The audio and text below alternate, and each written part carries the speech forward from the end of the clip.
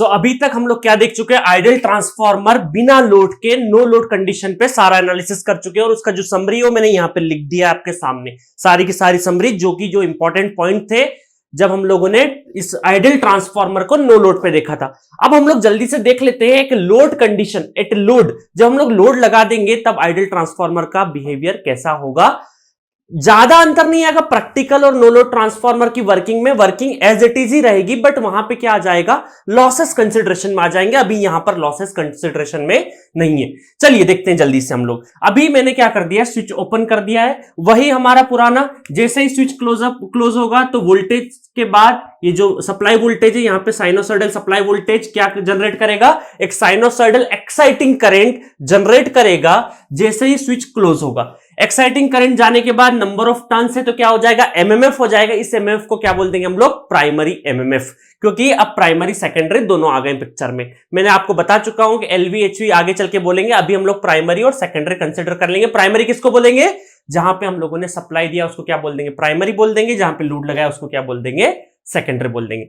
चलिए उसके बाद क्या जनरेट होगा, वोल्टेज के बाद करंट, करंट के बाद एमएमएफ, और एमएमएफ के बाद क्या जनरेट होगा, flux. MMF is the cause due to which magnetic flux will be flow. ये फ्लक्स का डायरेक्शन इस डायरेक्शन में रहेगा, फाई नॉट की डायरेक्शन, ये फाई नॉट फ्लक्स रहेगा, ठीक है, क्योंकि अभी हम लोगों ने यहां पे क्या रखा है, ओपन रखा है, और यहां पर एक इंड्यूस ईएमएफ क्रिएट हो जाएगा जिसको हम क्या बोल सकते हैं, E1 इंड्यूस ईएमएफ बोल देंगे, ठीक है। E1 इंड्यूस ईएमएफ क्रिएट हो जाएगा।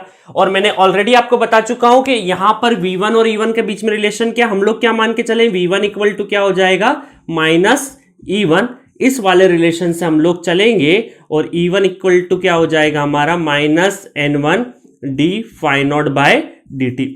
ऑलरेडी मैं सारी चीजें बता चुका हूं, वहां पे मैंने इक्वल टू में n d phi naught by dt लिखा था क्योंकि वो माइनस उस साइड में चले जाएगा। इसको एज इट इज रख देंगे तो V1 क्या हो जाएगा, पॉजिटिव हो जाएगा। तो ये सारी चीजें हम लोग लेके चले, क्योंकि ये क्या है, हमारा फील्ड कॉन्सेप्ट है, फील्ड पॉइंट ऑफ व्यू वाला कॉन्सेप्ट है। अगर नेटवर्क पॉइंट ऑफ व्यू वाला होता तो क्या हो जाता, ये हमारा फील्ड वाला है, नेटवर्क वाला हो जाता E1 equal to V1 equal to E1, और E1 इक्वल टू क्या हो जाएगा, N1 d phi naught by dt। But अभी ये वाला कॉन्सेप्ट जो नेटवर्क पॉइंट ऑफ व्यू वाला है, वो सर्किट पॉइंट ऑफ व्यू वाला, वो वाला कॉन्सेप्ट भी हम लोग नहीं पढ़ रहे हैं। कौन सा पढ़ रहे हैं हम, फील्ड पॉइंट ऑफ व्यू वाला। तो एक बार और रिपीट कर दिया ताकि कंफ्यूजन नहीं हो। चलिए उसके बाद क्या होगा, फ्लक्स इस कोर के अंदर क्या सेटअप हो चुका है, फ्लक्स सेटअप हो चुका है, phi naught phi naught phi naught flux में डायरेक्शन भी बार बार बताते जा रहा हूं, फाई नॉट फ्लक्स का डायरेक्शन इस तरीके से, और ये भी अभी फाई नॉट फ्लक्स इस तरीके से पूरा कोर में सेटअप है। इसका मतलब क्या है, हम क्या बोल सकते हैं कि इनिशियली देखो इधर, इनिशियली हमारा क्या है, number 1 phi net flux, core के अंदर नेट फ्लक्स कितना है, फाई नॉट के बराबर है, ठीक है। अब चलिए देखते हैं, फाई नॉट फ्लक्स ट्रेवल कर रहा है कोर फ्लक्स इसमें कोर के अंदर, और इसमें क्या है, कुछ भी लीकेज नहीं, पूरा पूरा म्यूचुअल है, all the flux confined in the magnetic core, ठीक है। पूरे मैग्नेटिक कोर में क्या है, फ्लक्स फाई नॉट सेटअप है। इतना समझ में आ गया था हमें। और उसके बाद यहां पर मैंने बोला था कि क्या हो जाएगा, एक E2 जनरेट हो जाएगा, E2 में sine omega T minus 90 degree, एक इंड्यूस ईएमएफ सेकेंडरी में जनरेट हो जाएगा जो भी कोर में फ्लक्स है, क्योंकि यही time varying flux secondary winding में क्या है, यहां पर सेकेंडरी वाइंडिंग से क्या होगा, इन्वॉल्व होगा, और वहां पे Faraday law of electromagnetic induction principal फिर लगेगा और E2 जनरेट हो जाएगा। ये सारी कहानी हम लोग पढ़ चुके हैं। अब चलते हैं नेक्स्ट, इसके बाद क्या होगा, जैसे ही यहां पर स्विच क्लोज होगा, जैसे ही स्विच क्लोज होगा, एक I2 करंट लोड के हिसाब से, जितना बड़ा लोड लगा रहेगा उसके हिसाब से, अगर आप एक पंखा लगा दोगे तो पंखे वाला हो जाएगा, एक चार्जर लगा दोगे तो चार्जर के अकॉर्डिंग। देखो करंट किस पर डिपेंड करेगा, लोड पर डिपेंड करेगा। कि अगर आप मोबाइल चार्जर लगाते हो, आपके घरों में देखा होगा आपने, सॉकेट्स देखे होंगे, तो वहां पे अगर मोबाइल चार्ज लगाते हो तो कैसा करंट ड्रॉ करेगा, 2 एम्पीयर करंट ड्रॉ करेगा। अगर वहीं पर सेम सॉकेट में अगर वाटर हीटर लगाते हो तो करंट अलग ड्रॉ करेगा। इसका मतलब लोड डिसाइड करेगा कि कितना करंट है। तो हम इलेक्ट्रिकल की भाषा में ये बोल सकते हैं कि लोड मतलब क्या है, अगर वोल्टेज हमारा कांस्टेंट है तो हम क्या बोल सकते हैं, load is proportional to the current. तो लोड, जैसे ही लोड की बात कर रहा हूं मतलब मैं करंट की बात कर रहा हूं, समझ में आया। तो जैसे ये स्विच क्लोज कर देंगे तो एक I2 करंट फ्लो करेगा, और I2 करंट फ्लो करते से ही यहां पर क्या हो जाएगा, जैसे I2 करंट फ्लो करेगा तो यहां पर डायरेक्शन, और ये डायरेक्शन ऑफ करंट क्या होगा हम पहले से डिसाइड करके रखेंगे। इस तरीके से मैं ऑलरेडी बता चुका हूं, ये डायरेक्शन ऑफ करंट इस तरीके से होगा कि यहां पर इस फाई नॉट फ्लक्स को अपोज करना चाहिए। अगर वाइंडिंग का सेंस बदल दिया तो फिर ये करंट का डायरेक्शन भी बदल जाएगा। करंट का डायरेक्शन आ कहां से रहा है, ये इंड्यूस ईएमएफ के डायरेक्शन से, जहां ये प्लस है ये माइनस, प्लस से ओरिजिनेट होना चाहिए। मैंने प्रीवियसली बताया कि ये प्लस माइनस उस तरीके से लगेंगे कि पूरे सेटअप को, इस प्राइमरी वाइंडिंग को थोड़ी देर के लिए वोल्टेज सोर्स एज्यूम कर लीजिए। जिस तरीके से वोल्टेज सोर्स में प्लस साइन से क्या होता है करंट निकलता, वैसे ही क्या होगा यहां पर भी प्लस साइन से करंट निकलेगा। अब ये प्लस ऊपर आएगा या नीचे आएगा डिसाइड करेगा यहां पर करंट का डायरेक्शन। की करंट का डायरेक्शन देखो, करंट का डायरेक्शन वैसा होना चाहिए कि यहां से इस वाले करंट से जो भी फ्लक्स प्रोड्यूस होगा वो इस फाई नोट को अपोज करना चाहिए। अभी मुझे लग रहा है कि अपोजिशन कैसा होना चाहिए, फ्लक्स इस तरह से ये अपोज हो गया, देखो ये अपोज कर दिया फ्लक्स का डायरेक्शन ऐसा। क्यों? क्योंकि 4 फिंगर मैंने ऐसे रखे तो थंब क्या दिखा रहा मुझे, फ्लक्स दिखा रहा। इस फ्लक्स का जो नाम है वो क्या है, फाई2 फ्लक्स। क्यों? अब देखते हैं। जैसे हम लोगों ने स्विच को क्लोज किया, करंट फ्लो होना स्टार्ट किया, करंट का डायरेक्शन वो रहेगा क्योंकि लेंज लॉ फॉलो करेगा, इस कॉस का अपोजिशन करेगा। जैसे ही स्विच क्लोज किया करंट फ्लो करा, करंट फ्लो इस डायरेक्शन में करेगा, चाहे नीचे से करेगा या चाहे ऊपर से करेगा, उस डायरेक्शन में करेगा कि जो फाई नॉट फ्लक्स को इसको अपोज करना है। तो लेंज लॉ की बात हो जाएगी यहां पर कि cause of its creation anything will be created which oppose the cause of its creation in the same dimension। तो हमने बोला कि जैसे ही करंट यहां पर आया तो इसकी वजह से जो फ्लक्स प्रोड्यूस होगा वो फ्लक्स उस डायरेक्शन में प्रोड्यूस होना चाहिए कि वो फाई नॉट फ्लक्स को अपोज करे। तो चलिए लेंज लॉ भी यहां पर क्या हो गया, जस्टिफाई हो गया। तो इस तरीके से फाई नॉट के अपोजिट डायरेक्शन में फाई2 खड़ा है, और यहां पे इंड्यूस ईएमएफ E2 हो गया। अगर सेंस ऑफ वाइंडिंग अगर अलग होता तो यहां पर प्लस माइनस साइन भी उल्टा हो सकता था। ठीक है, तो चलिए जैसे ही फ्लक्स क्या होगा फाई नॉट, तो इसका मतलब इस पोजीशन पे क्या हो जाएगा, अब कोर के अंदर नेट फ्लक्स कितना बचा, कम हो गया, कहीं ना कहीं फाई नॉट माइनस फाई2, कहीं ना कहीं क्या हो गया, फ्लक्स में कमी आ गई। फ्लक्स में जैसे ही कमी आई, मतलब मैं क्या बोल सकता हूं कि फ्लक्स में कमी आ गई। जैसे ही फ्लक्स में कमी आ गई, इसका मतलब ये जो E1 और E2 फ्लक्स है, इसी कोर के अंदर जितना फ्लक्स हो रहा है उसी से प्रोड्यूस हो रहा है। इसका मतलब क्या हो जाएगा, इमीडिएटली यहां पर E2 में भी क्या हो जाएगा, रिडक्शन आ जाएगा, और E1 में भी क्या हो जाएगा, रिडक्शन हो जाएगा। जैसे ही E1 में रिडक्शन होगा, ये जो भाई साहब लगे हुए हैं ना, ये क्या है, आप में कमी नहीं आनी चाहिए। किसको, E1 का क्या है, अपोज करेंगे कि जो भी बिहेवियर यहां शो करेगा उसका अपोजिशन। इसका मतलब E1 में अगर कमी हो रही है तो इन भाई साहब से रहा नहीं गया जो सप्लाई वोल्टेज पे लगे। बोलिए कितना चाहिए, क्योंकि इनके पास क्या है, हमने अजम्पशन ले रखा है, इनके पास इनफाइनाइट सोर्स ऑफ एनर्जी है, ये जितना चाहे उतना दे सकते हैं। तो ये क्या करेंगे, आपको कितना चाहिए, हम E1 को वापस उस लेवल पे पहुंचा देंगे। तो ये क्या करेंगे, additionally I1 dash current produce करेंगे, और ये I1 डैश करंट इसको क्या बोलेंगे, काउंटर बैलेंसिंग करंट। ये किसके बराबर होगा, लगभग I2 के बराबर, क्योंकि डिस्टर्बेंस की वजह क्या है, ये I2 है, तो उतने ही I2 का क्या है, सेम मैग्नीट्यूड वाइज दोनों बराबर है, I1 डैश के बराबर प्रोड्यूस हो जाएगा। I1 डैश को हम क्या बोल देंगे, काउंटर बैलेंसिंग करंट। या I1 डैश क्या करेगा, एक्स्ट्रा यहां पर फ्लक्स प्रोड्यूस करेगा, और एक्स्ट्रा फ्लक्स कितना हो जाएगा, फाई2 डैश, या फिर हम लोग क्या बोल सकते हैं, फाई1 डैश भी बोल सकते हैं इसको, क्योंकि प्राइमरी के साइड है तो फाई1 डैश भी बोल देंगे।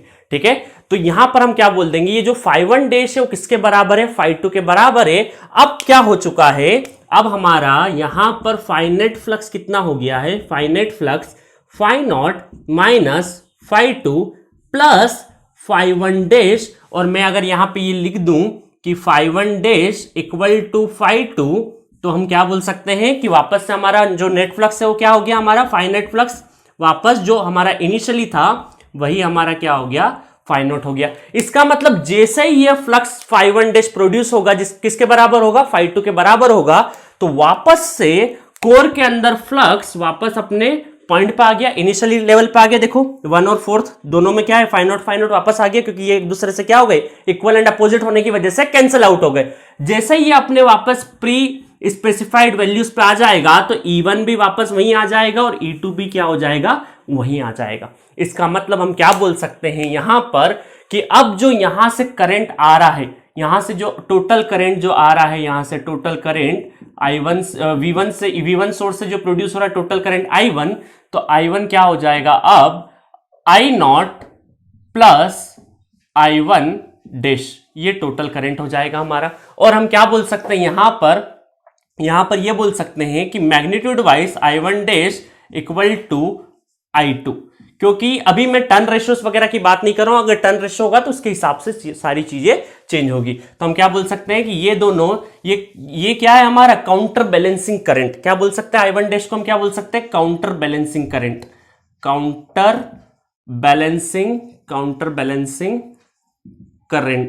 बैलेंसिंग करंट, ठीक है। और हम क्या बोल सकते हैं यहां से जो भी एमएमएफ प्रोड्यूस होगा, या ये बोल सकते हैं हम लोग कि यहां पर I1 डैश इंटू N1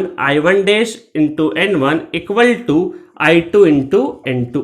इसका मतलब हम क्या बोल सकते हैं कि जितना भी लोड एग्जैक्टली कंपनसेट कर दिया किसने, प्राइमरी एमएमएफ ने, मतलब दोनों का क्या हो गया, जितना भी हमें एमएमएफ में कमी आई थी उतना वापस क्या कर दिया, कंपनसेट कर दिया, ठीक है। तो एक्स्ट्रा फ्लक्स प्रोड्यूस करके, तो इसका मतलब क्या है, इनिशियली फाइनाइट कितना था, फाइनाइट, अब वापस से क्या हो गया, फाइनाइट हो गया। ये जो प्रोसेस है बहुत ही इंस्टेंटेनियस प्रोसेस है, ऐसा नहीं कि बहुत लंबा टाइम लग रहा है। कई बार हमने घरों में देखा होगा कि कई बार बहुत ज्यादा लोड लगाने की वजह से, कई बार फ्रिज आप किचन में हो और फ्रिज चालू किया है, तो जैसे ही फ्रिज चालू करोगे तो कई बार एक डीप इन वोल्टेज आता है, और वो डीप इन वोल्टेज कई सारे सोर्स की वजह से हो सकता है। अभी हम लोग कई सारे सोर्स हटा देते, कई सारे रीजंस हटा देते हैं, हम ये मान के चले कि जो फ्रिज या कोई भी बड़ा लोड चालू करने से जो डीप इन वोल्टेज आ रहा है, वो डीप इन वोल्टेज हमारे घरों में आने के साथ साथ हमारे घर के पास में जो डिस्ट्रीब्यूशन ट्रांसफार्मर है वहां पर भी डीप इन वोल्टेज आ रहा होगा। तो वो डीप इन वोल्टेज इसी तरीके से होता है, सडनली अगर हम लोगों ने कोई लोड लगाया है तो वोल्टेज डीप इन होता है, वो किसकी वजह से होता है, कोर के अंदर भी फ्लक्स में थोड़ी सी कमी आ जाती है, वापस पलक झपकते से ही वापस क्या हो जाएगा, बैलेंस कर जाएगा। इसका मतलब हम क्या बोल सकते हैं, यहां पर हम क्या बोल सकते हैं कि ट्रांसफार्मर क्या है, कांस्टेंट फ्लक्स मशीन है, क्योंकि फ्लक्स क्या है, इनिशियली भी फाइनाइट था, फाइनली भी क्या है, फाइनाइट है। मतलब कोर के अंदर फ्लक्स कभी नहीं चेंज हो रहा है। यहां पर डिस्क्लेमर है ना, बाय नेग्लेक्टिंग स्लाइट वेरिएशन, मैं स्लाइट वेरिएशन को अभी नेग्लेक्ट करके ये बोल सकता हूं कि ट्रांसफार्मर क्या है, एक कांस्टेंट फ्लक्स मशीन है बाय नेग्लेक्टिंग स्लाइट वेरिएशन। ये स्लाइट वेरिएशन क्या है ये मैं आगे चल के पढ़ाऊंगा, ठीक है। जब स्लाइट वेरिएशन को हटा देंगे, क्योंकि देखो प्रैक्टिकली ऐसा नहीं होता, आइडियली हम बोल सकते हैं ट्रांसफार्मर क्या है, कांस्टेंट फ्लक्स मशीन है, बट प्रैक्टिकली थोड़ा सा वेरिएशन चलता रहता है। तो ये जो slight variation by neglecting slight variation है, तभी हम क्या बोल सकते हैं कि ट्रांसफार्मर एक कांस्टेंट फ्लक्स मशीन है। आगे चल के इस पॉइंट को मैं और प्रूफ करूंगा। चलिए, तो अभी क्या हो चुका है कि हमारा यहां पर हम क्या बोल सकते हैं कि सेकेंडरी हमारा जो है सेकेंडरी फ्लक्स या सेकेंडरी एमएमएफ, जो सेकेंडरी एमएमएफ या सेकेंडरी फ्लक्स है वो एग्जैक्टली कंपनसेट किससे हो रहा है, प्राइमरी एमएमएफ या प्राइमरी फ्लक्स से, ठीक है। तो हम क्या बोल सकते हैं यहां से कि हम यहां I1 dash into N1 equal to N2 I2। अगर मैं यहां पर थोड़ी देर के लिए I0 को नेग्लेक्ट कर दूं, I0 को नेग्लेक्ट कर दूं, अगर I0 को नेग्लेक्ट कर दूं, जो कि अमाउंट काफी कम होगा, तो I1 किसके बराबर हो जाएगा, I1 डैश के बराबर हो जाएगा, किसको नेग्लेक्ट करने के बाद, ठीक है। I1 कितना हो जाएगा, I1 डैश के बराबर हो जाएगा। तो इस तरीके से हम क्या लिख सकते हैं कि E1 by E2 equal to N1 by N2 equal to, यहां पे क्या लिखा जा सकता है, I2 बाय I1 ये लिखा जा सकता है, ठीक है। ये हमारा आज से टर्न रेशो, मैं रेशोस पे नहीं जाऊंगा किसको टर्न रेशो बोलते हैं, क्योंकि N1 बाय N2 बिना टर्न रेशो की डेफिनेशन से भी हम लोग सारा चीजें कर लेंगे। तो अभी E1 by E2 N1 by N2 मतलब EMF क्या है, नंबर ऑफ टर्न्स के डायरेक्ट प्रोपोर्शनल है, बट करंट क्या है, इनवर्सली प्रोपोर्शनल है। जिसका मतलब, क्योंकि क्या है, ट्रांसफार्मर एक कांस्टेंट पावर है, जिसका प्राइमरी और सेकेंडरी क्या है, पावर कांस्टेंट है। तो एक तरफ का अगर वोल्टेज ज्यादा होगा तो करंट कम होगा, और करंट ज्यादा होगा तो वोल्टेज कम होगा, ताकि पावर क्या रखना है, हमें कांस्टेंट रखना है। तो E1 by E2 equal to N1 by N2 equal to I2 by I1। ये वर्किंग आपको समझ में आनी चाहिए, अगर ये वर्किंग नहीं आई समझ में तो बाकी काम नहीं बनेगा। थोड़ी देर के लिए वापस से मैं एक्सप्लेन कर देता हूं एक कंक्लूजन मैनर में, ठीक है। इनिशियली क्या चल रहा था, फाइनाइट फ्लक्स था हमारे कोर के अंदर, ठीक है। I0 करंट प्रोड्यूस हो रहा था, E1 था, E2 था, ठीक है, ये ओपन था। जैसे ही मैं लोड क्लोज कर दूंगा, अब लोड डिपेंड के, लैगिंग लोड है, लीडिंग लोड है, वो सब बात की बातें हैं, सारी हम लोग फेजर में देख लेंगे, ठीक है।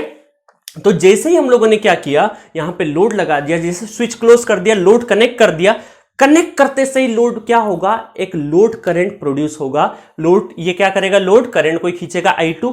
ये I2 होने की वजह से क्या प्रोड्यूस होगा, सेकेंडरी एमएमएफ प्रोड्यूस होगा, N2 और I2। सेकेंडरी एमएमएफ क्या होगा, प्रोड्यूस होगा N2 और I2। वो सेकेंडरी एमएमएफ क्या करेगा, वहां फ्लक्स प्रोड्यूस करेगा, और वो जो फ्लक्स होगा वो उस डायरेक्शन में होगा कि जो हमारा फाई नॉट है, इनिशियली जो हमारा करंट, जो फ्लक्स जा रहा था हमारे कोर के अंदर, उसको अपोज करेगा, तो फ्लक्स में कुछ कमी आएगी। ये अपोज किया, फाई नेट फ्लक्स कितना हो गया, phi naught minus phi two, मतलब फ्लक्स में कुछ कमी आई। फ्लक्स में जैसे ही कमी आई, तो जैसे ही फ्लक्स में कमी आएगी तो E1 में भी कमी आ जाएगी और E2 में भी कमी आ जाएगी। E1 और E2 क्या है, सेम फ्लक्स से बने हुए, इस वजह से अगर कोर का फ्लक्स ही कम हो गया तो दोनों इंड्यूस ईएमएफ का मैग्नीट्यूड भी क्या हो जाएगा, कम हो जाएगा। और हमें पता है कि E1 और V1, यहां पर लेंज लॉ फॉलो होगा कि अगर E1 में कमी हुई तो जो V1 है वो देने के लिए रेडी है, वापस इसको बैलेंस करने के लिए रेडी है, तो V1 से रहा नहीं जाएगा। ये क्या बोलेंगे, इसको वापस से बैलेंस करो। ये वापस से बैलेंस कैसे होगा, एमएमएफ से होगा। एमएमएफ कहां से आएगा, आई नॉट करंट से आएगा, है ना। एमएमएफ कहां से आएगा, एक्स्ट्रा करंट से आएगा। एक्स्ट्रा करंट प्रोड्यूस कौन सा करेगा, extra current I1 dash produce होगा। I1 डैश क्या करेगा, फिर एक्स्ट्रा एमएमएफ प्रोड्यूस करेगा। एक्स्ट्रा एमएमएफ प्रोड्यूस करेगा, किसके बराबर होगा वो एमएमएफ एक्स्ट्रा, किसके बराबर होगा, जितने से हमारा ये डिस्टरबेंस हुआ है। मतलब लोड फ्लक्स, या हम लोग क्या बोलते हैं, सेकेंडरी हमारा फ्लक्स या सेकेंडरी एमएमएफ क्या होगा, एग्जैक्टली कंपनसेट कौन करेगा, प्राइमरी एमएमएफ या प्राइमरी फ्लक्स। तो प्राइमरी N1 I1 डैश और N1 का जो प्रोडक्ट होगा वो एक्स्ट्रा एमएमएफ क्रिएट करके क्या होगा, एक्स्ट्रा फ्लक्स क्रिएट करेगा। किस डायरेक्शन में, जहां से जो φ2 प्रोड्यूस हुआ उसके अपोजिट डायरेक्शन में। इसका मतलब φ0 और φ1 डैश का डायरेक्शन सेम हो गया, तो φ2 प्लस φ1 डैश का φ0 और φ1 डैश का डायरेक्शन सेम हो गया, तो उस वजह से दोनों को प्लस लिखा है। और φ2 क्या है, अपोज कर रहा है तो I2, और यहां पे φ1 डैश इक्वल टू φ2, दोनों इक्वल एंड अपोजिट है, इस वजह से कैंसिल आउट हो जाएंगे, तो वापस से फाई नेट कोर के अंदर कितना फ्लक्स होगा, फाई नोट जितना पहले था। इसका मतलब कोर का फ्लक्स क्या हो गया, बढ़ गया, वापस कोर का फ्लक्स वापस बढ़ जाएगा, तो इंड्यूस ईएमएफ दोनों के दोनों वापस से बढ़ जाएंगे। और इस तरीके से हमारा क्या हो जाएगा, कोर के अंदर जो फ्लक्स है, जो वर्किंग फ्लक्स है, वो क्या होगा, कांस्टेंट होगा बाय नेग्लेक्टिंग स्लाइट वेरिएशन। इस वजह से ट्रांसफार्मर को हम क्या बोलते हैं, transformer is a constant flux machine. तो इस तरह से वर्किंग चलेगा गाइस। ये वाला वर्किंग एग्जैक्टली सेम है प्रैक्टिकल ट्रांसफार्मर का भी, बट वहां पे लीकेज और लॉसेस कंसिडरेशन में लेंगे, बट आपको ये समझ में आना चाहिए, ठीक है। आई होप मैंने 2 बार एक्सप्लेन किया है मेरी तरफ से, आपको समझ में आया होगा। और भी डाउट हो तो वापस से आप रिवाइंड करिए लेक्चर को, इस लेक्चर को, और सुनिए, वापस से सुनिएगा, क्योंकि ये बहुत ज्यादा इंपॉर्टेंट है, यहाँ की हर एक टर्म। इसी को, ये I1 डैश को हम काउंटर बैलेंसिंग करंट बोल सकते हैं, और एक नोट पॉइंट भी लिख सकते हैं हम लोग कि सेकेंडरी फ्लक्स या फिर MMF is exactly compensated bye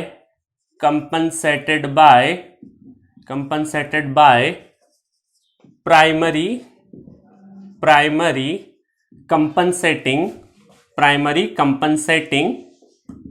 compensating flux, या फिर क्या बोल सकते हैं, एमएमएफ बोल सकते हैं हम लोग, ठीक है। Primary secondary flux is exactly compensated by primary compensating flux या एमएमएफ, जिसका मतलब क्या हो जाएगा, N1 I1 dash equal to N2 I2, ठीक है। तो इस तरीके से हम क्या बोल सकते हैं, काउंटर बैलेंसिंग फ्लक्स या काउंटर बैलेंसिंग करंट, जिसकी वजह से वापस से हमारा इक्विवेलेंट प्रोड्यूस हो गया। कितना ब्यूटीफुल इसका वर्किंग है। इस तरीके से क्या होगा, जो डीप इन वोल्टेज आप घरों में देखते हो, जो बड़ा लोड चालू होता है, डीप इन वोल्टेज आता है, तुरंत वापस क्या होता है, इंस्टेंटेनियसली क्या होता है, अपने उस पीक पे वापस आ जाता है, ठीक है गाइस। तो इस तरीके से ट्रांसफार्मर का वर्किंग है। अब चलिए जल्दी से हम ये रिलेशन देख चुके हैं, ये हमारे टर्न रेशियोज का वोल्टेज और करंट में क्या रिलेशन, ये सब कुछ देख चुके हैं। उसके बाद हम लोगों ने लॉसेस नहीं माने हैं यहाँ पे, तो कोई भी सीरीज में रेजिस्टेंस वगैरह सब कुछ अभी हम लोगों ने क्या मान रखा है, नेग्लेक्ट मान रखा है। तो चलिए जल्दी से हम लोग क्या बना लेते हैं, इसका फेजर डायग्राम बना लेते हैं और इक्विवेलेंट सर्किट बना लेते हैं। सो चलिए देखते हैं, जल्दी से हम लोग फेजर डायग्राम देख लेते हैं। फेजर डायग्राम से पहले मैंने कुछ इंपॉर्टेंट पॉइंट्स यहाँ लिख दिए हैं कि जो अब हमारा जो सोर्स से जो टोटल करंट है वो कौन सा है, I0 प्लस I1 डैश, ये टोटल करंट है हमारा। और ये I1 डैश किसके बराबर है, I2 के बराबर है, अगर टर्न रेशियो N1 और N2 क्या हो जाए, बराबर हो जाए। अदरवाइज जो रिलेशन है हमारा नंबर ऑफ टर्न्स के हिसाब से बड़े छोटे हो सकते हैं, ठीक है, तो चलिए देखते जल्दी से हमारा रेफरेंस क्या रहेगा। अगेन हमारा फेजर डायग्राम का आधा फेजर तो वही रहेगा जो ऑलरेडी हम लोग बना चुके हैं। तो हमारा जो रेफरेंस रहेगा वो क्या रहेगा, यहां पर फाई नॉट, क्या रहेगा हमारा रेफरेंस, फाई नॉट हमारा रेफरेंस रहेगा, फाई नॉट, ये हमारा ओमेगा, ठीक है, एंटी क्लॉकवाइज डायरेक्शन में फेजर का रोटेशन। तो मैं रेफरेंस पॉइंट बना चुका हूं आई नॉट।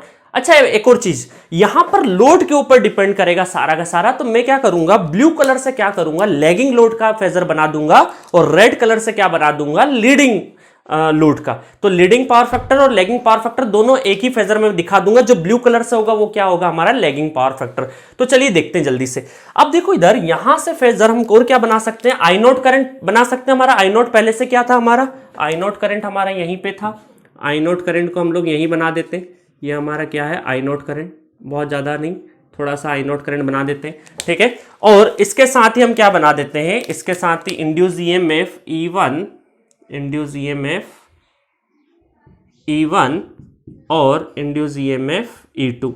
अब मैं टर्न रेशियो की बात कर रहा हूं तो यहां पे टर्न रेशियो क्या ले लेता हूं मैं, N2 ग्रेटर देन N1। अगर मैंने टर्न रेशियो डिफरेंट ली है तो यहां पर भी ये एग्जैक्ट बराबर नहीं होगा, ठीक है। तो टर्न रेशियो के हिसाब से वो सारी चीजें वेरी हो जाएगी, ठीक है। अब चलिए देखते हैं यहां पर एक और चीज थी हमारी कि V1 इक्वल टू क्या था हमारा, V1 equal to minus E1। ये भी हम लोग ऑलरेडी डिस्कस कर चुके हैं। तो यहां पर वापस से जितनी लेंथ का ये है उतनी लेंथ का हम क्या बना देंगे, माइनस E1 बना देंगे, माइनस E1। थोड़ा सा और बड़ा बना देते इसको, माइनस E1,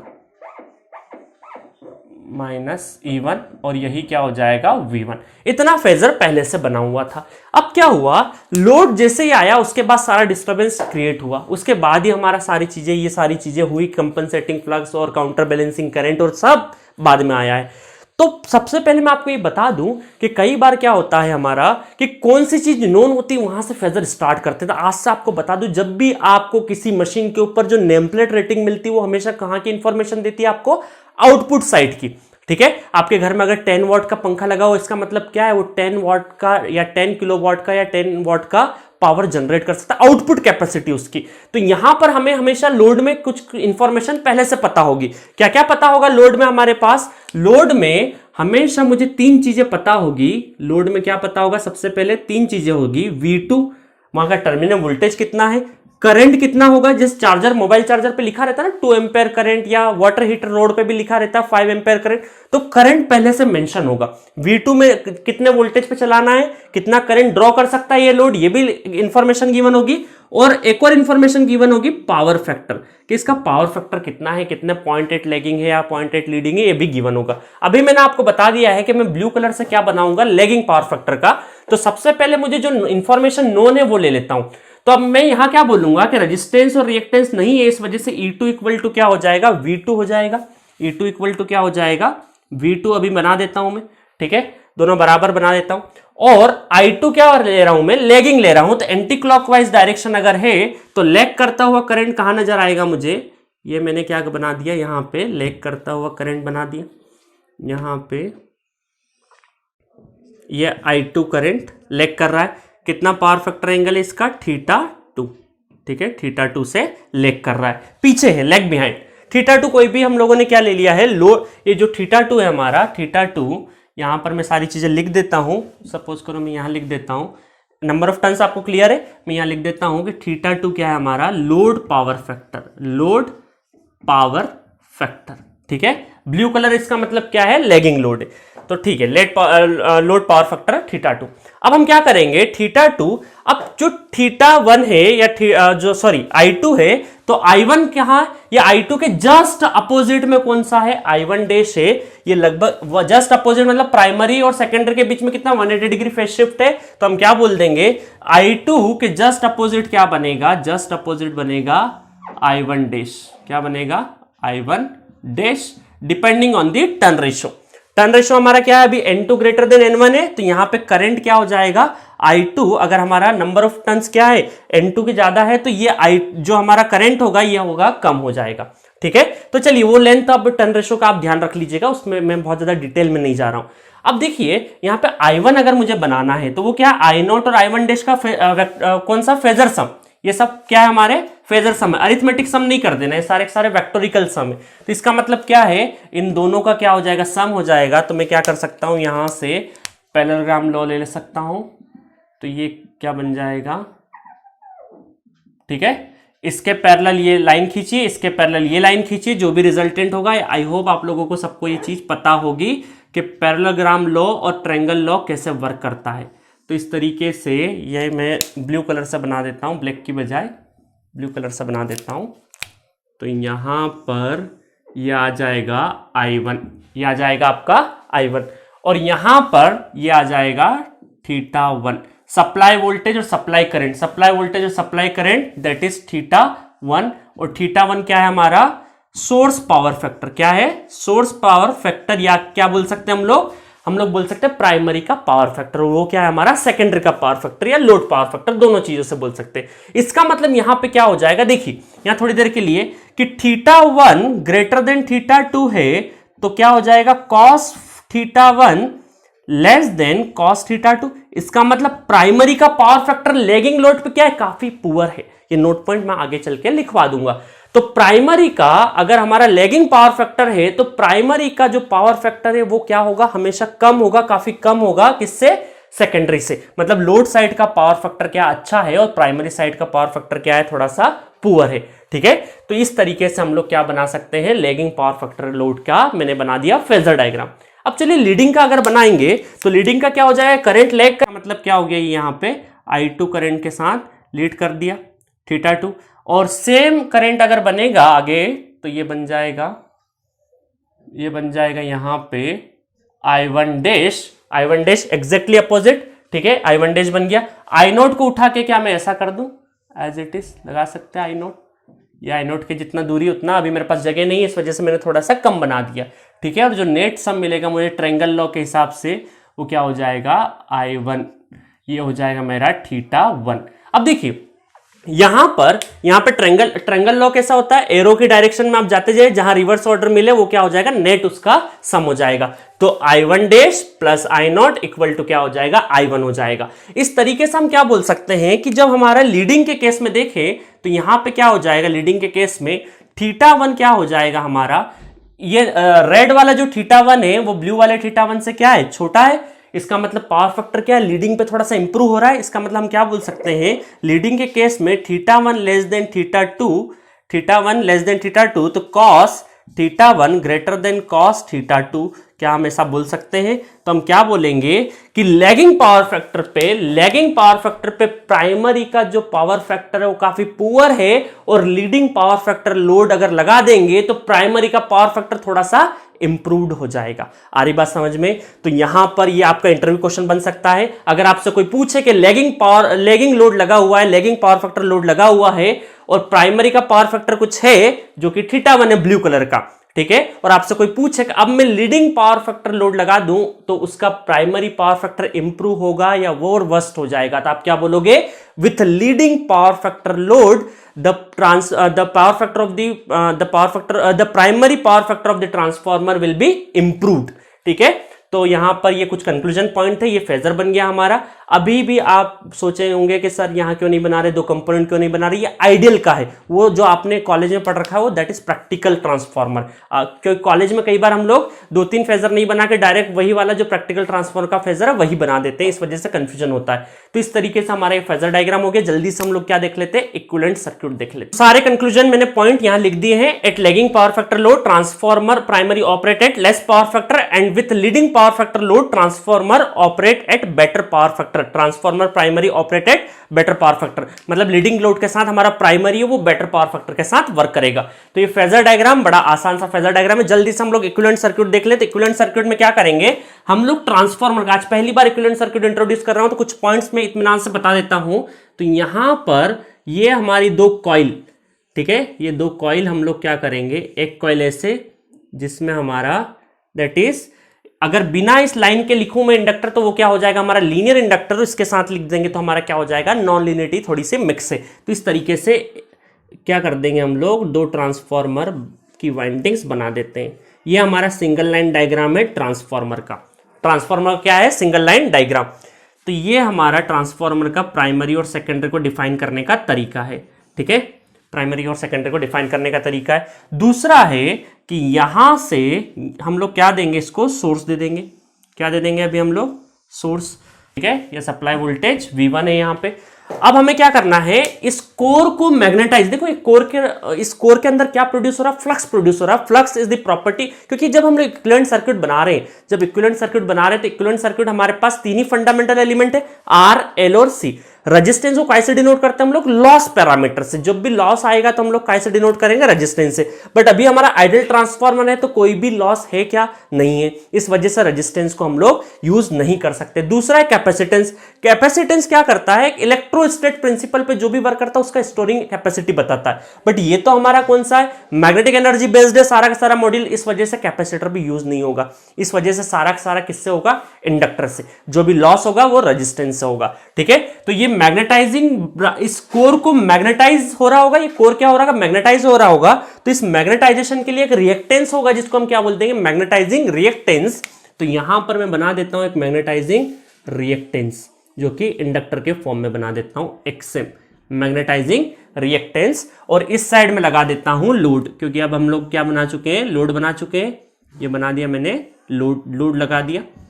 लोड लगाते से यहां पे क्या हो जाएगा, लोड लगाते से यहां पे क्या हो जाएगा, ये हो गया हमारा V2, ये हो गया हमारा E1, और यहां पे जो करंट जा रहा है वो कौन सा जा रहा है, I2, और यहां पे जो करंट होगा वो I1 डैश।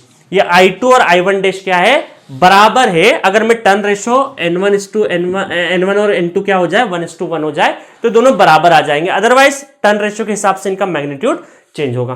ठीक है, अब यहां पर कौन सा करंट जा रहा होगा, एक्साइटिंग करंट बोल सकते हैं हम लोग, या फिर मैग्नेटाइजिंग करंट भी बोल सकते हैं। अभी क्या बोल सकते हैं इसको, एक्साइटिंग करंट, और मैग्नेटाइजिंग ब्रांच में जा रहा है, इस वजह से इसको नाम क्या है, एक और मैग्नेटाइजिंग करंट भी है अभी इस इक्विवेलेंट सर्किट में। आगे चल के मैग्नेटाइजिंग करंट और एक्साइटिंग करंट में थोड़ा सा चेंजेस आएगा।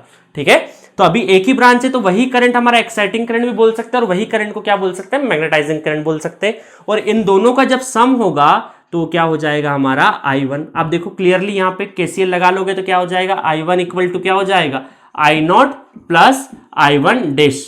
बट ये क्या है, हमारे वेक्टरिकल सम है, अरिथमेटिक सम नहीं कर देना, 2 और 4 क्या हो गया, 6 हो गया, ऐसा नहीं कर देना। अंडर रूट में 2 स्क्वायर प्लस 4 स्क्वायर, जो भी हो, जो भी वेक्टोरिकल सम होगा।